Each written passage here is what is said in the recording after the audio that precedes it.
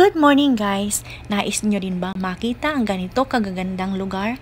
Katulad nitong Bay-shaped Coral Rock, Black Dwarf Cave, Beauty Cave, Mountain Pig Beach, and Lobster Cave?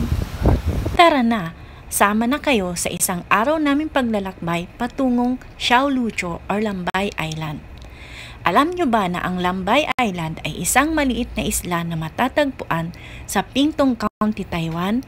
At mararating lamang ito sa pamamagitan ng pagsakay ng ferry boat mula Donggang Ferry Terminal to Basha Port, and it takes 30 minutes ride.